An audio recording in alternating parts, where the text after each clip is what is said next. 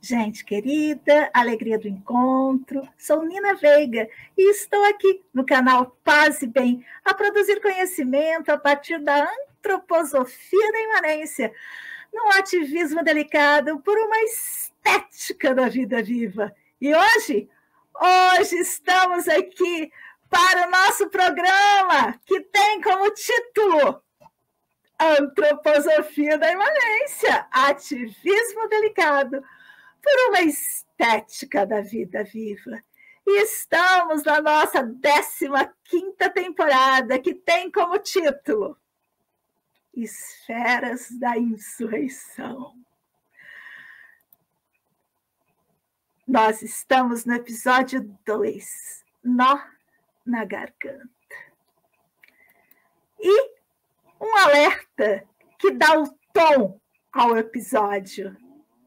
Diz: períodos de convulsão são sempre os mais difíceis de viver, mas é neles também que a vida grita mais alto e desperta aqueles que ainda não sucumbiram integralmente à condição de zumbis. Uma condição que estamos todos destinados pela cafetinagem da pulsão vital. Nossa autora usa esses termos e eu resolvi trazer. O que ela quer dizer com essa cafetinagem? Diz o nosso Código Civil, no artigo 230, é o crime dado pela exploração sexual comercial de outra pessoa. A lei 2.848 é de dezembro de 1940. E eu fiquei pensando nessa cafetinagem. De que maneira nós estamos nos tornando zumbis por essa cafetinagem? Quem é o nosso cafetão? Muito bem. E o que ele explora de nós? Ele explora de nós a nossa pulsão vital. E eu trouxe também, porque são termos que nós, na nossa antroposofia da imanência, não costumamos usar. Então, estou trazendo o vocabulário da autora.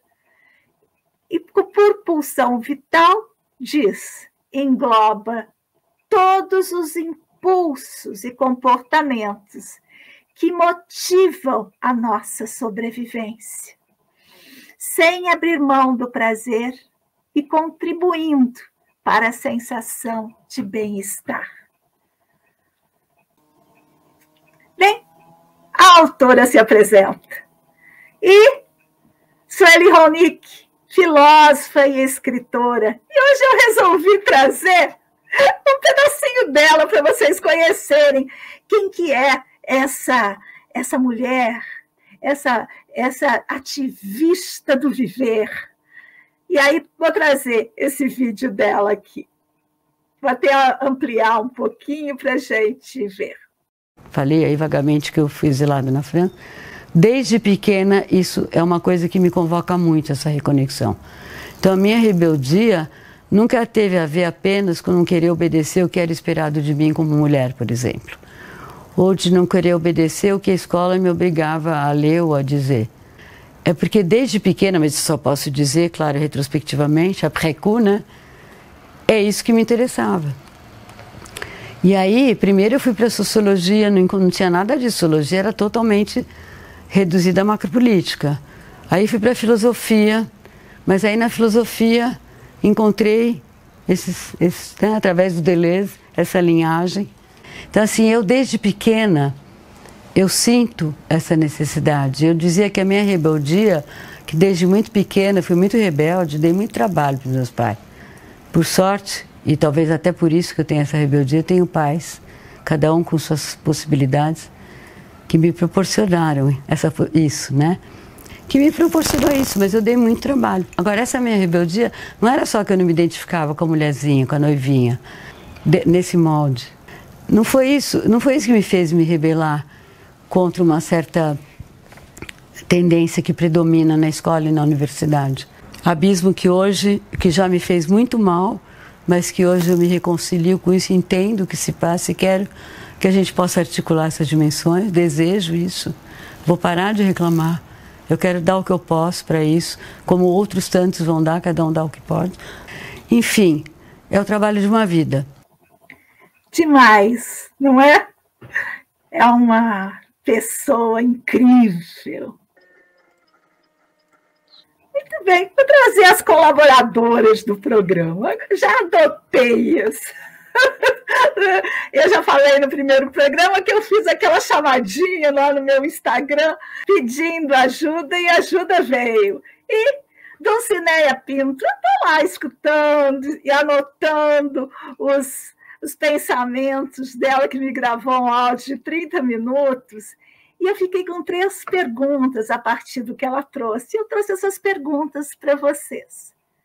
A primeira, seria a hibridação um meio de mudança social? E esse pensamento, essa pergunta, me levou a uma lembrança que uma educadora, Waldorf, uma vez, ela trouxe a seguinte reflexão, que as crianças seriam tão diferentes, teríamos numa sala de aula tantas crianças da inclusão que seria impossível nós não pensarmos na diferença, nós não honrarmos a diferença, porque quando a gente pensa numa pedagogia, a gente pensa todas as pessoas fazendo tudo ao mesmo tempo, tudo igual. E mesmo uma pedagogia que celebra a diferença, acaba que a força cultural do modo de ser da nossa sociedade ocidentalizada, ela produz modos normativos de ser. E aí essa pergunta pela hibridação. Seremos tão diferentes, tão diferentes, tão diferentes, que será impossível nos colocar numa caixinha. Já não vai ter, vai ser uma caixinha para cada um. Até já falei aqui no canal da concepção religiosa do Steiner, que ele diz, se tudo der certo, teremos uma religião para cada pessoa. É mais ou menos isso que essa pergunta me trouxe. E aí, outra pergunta que ela me motivou. Estaremos vivendo uma nova perseguição neoliberal às bruxas? Eu me perguntei, quem são as bruxas atuais? No sentido de serem colocadas na fogueira pelo neoliberalismo. Tem uma fila, né? E a terceira pergunta diz, quais são os últimos redutos da diferença? Essa eu fiquei com ela, estou com ela ainda. Onde ainda a diferença pode habitar?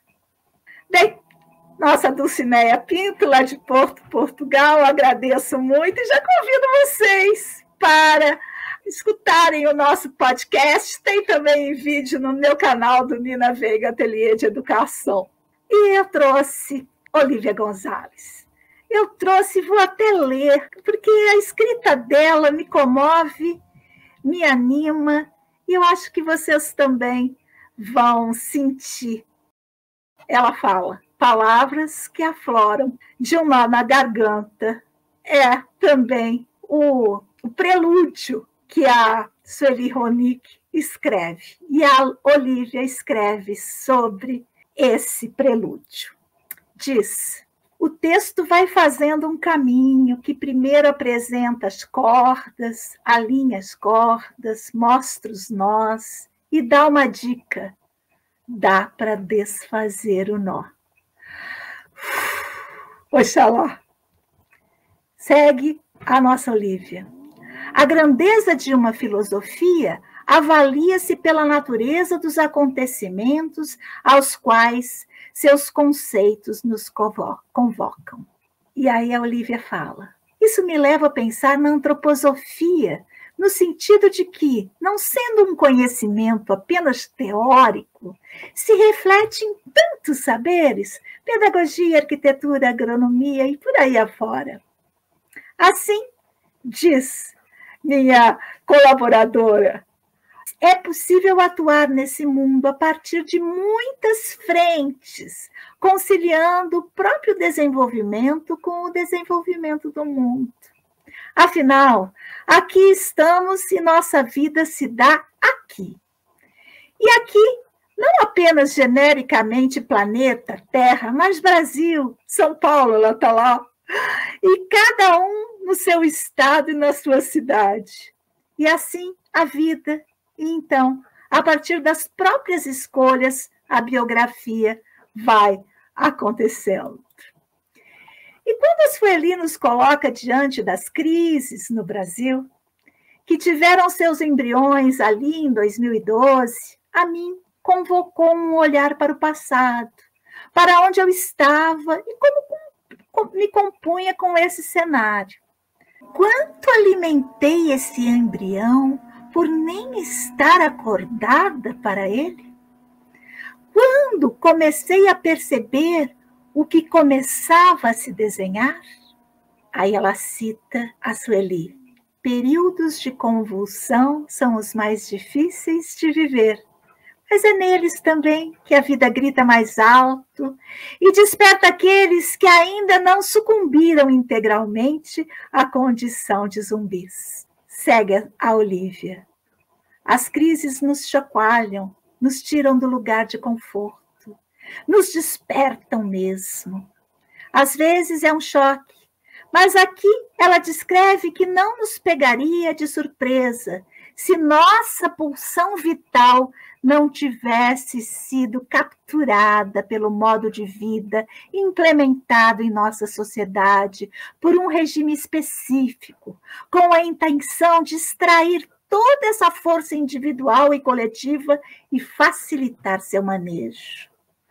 Esse regime, que ela chama de colonial capitalístico, é também associado com forças adversas que buscam corromper a natureza essencial de cada um.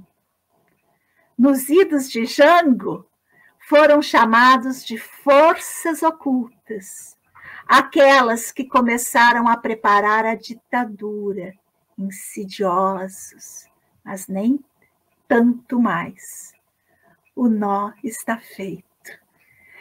E quem mais, senão o povo originário dessas terras, para nos orientar, para desatar o que está preso na garganta? A filosofia que nos convoca. Eles que chamam a garganta de ninho das palavras alma.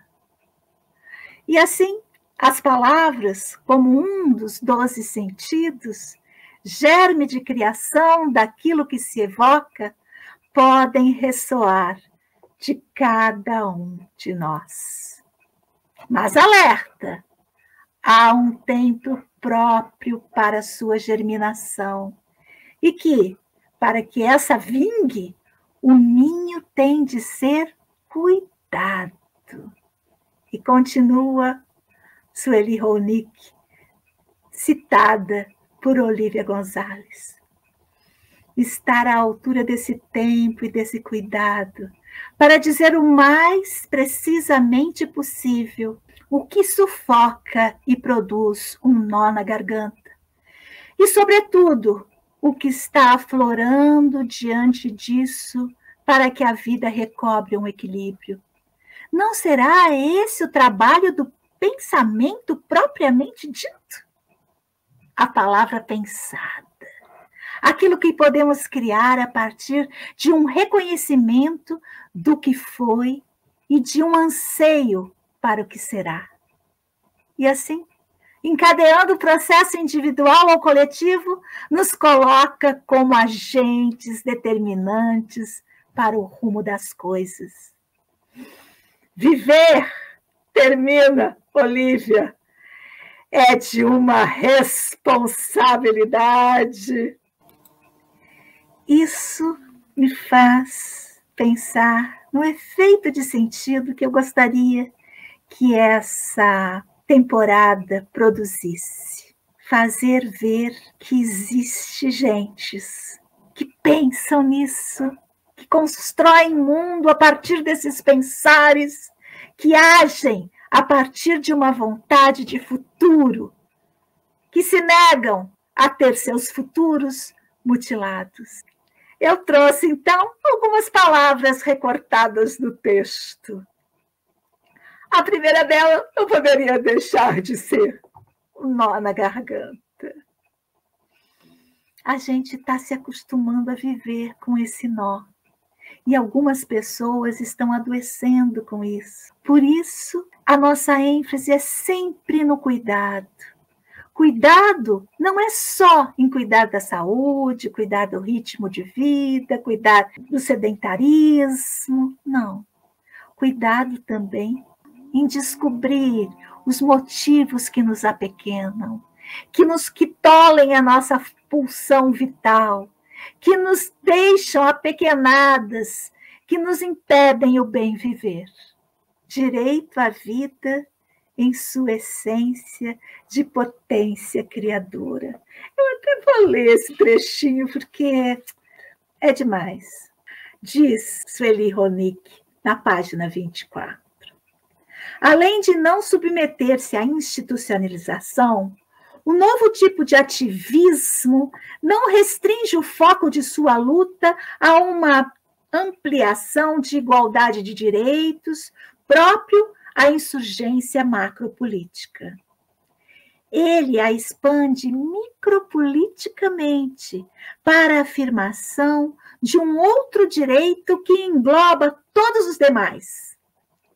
O direito de existir, ou, mais precisamente, o direito à vida em sua essência de potência criadora. Seu alvo é a reapropriação da força vital. Oxalá possamos nós ser agentes dessa transformação.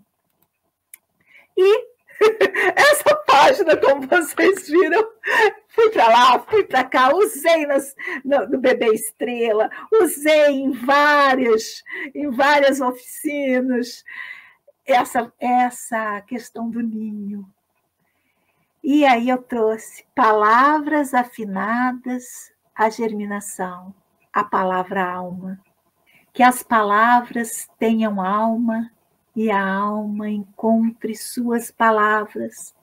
É tão fundamental para os nossos povos originários que consideram que a doença, seja ela orgânica ou mental, vem quando essas se separam do termo que eles usam para designar palavra, linguagem.